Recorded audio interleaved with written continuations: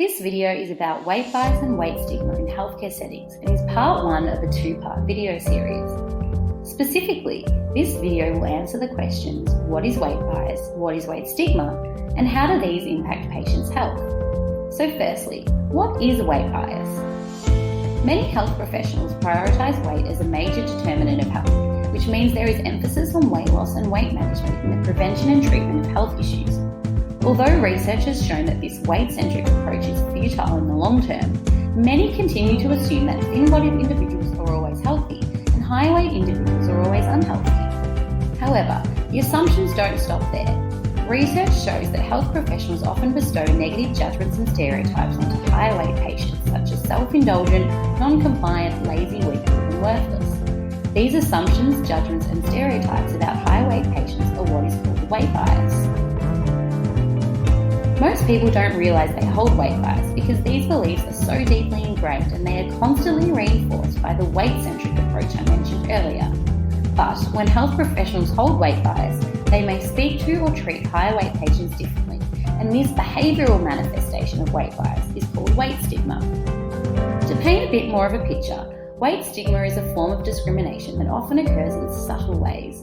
For example, thin-bodied patients may receive eye contact and a smile from health professionals, whereas high-weight patients may not.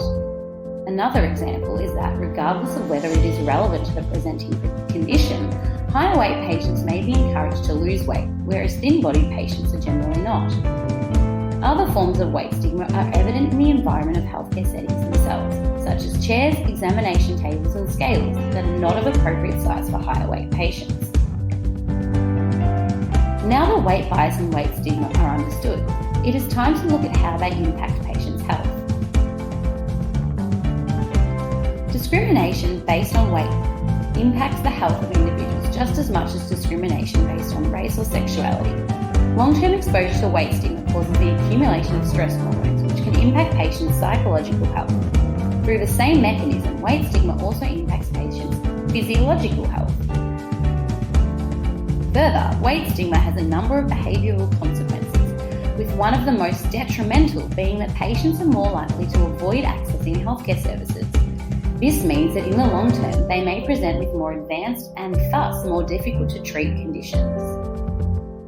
As you can see, when health professionals hold weight bias and, as a result, stigmatise higher weight patients, then the quality of care that patients along the weight spectrum receive is affected. Being aware of this is the first step.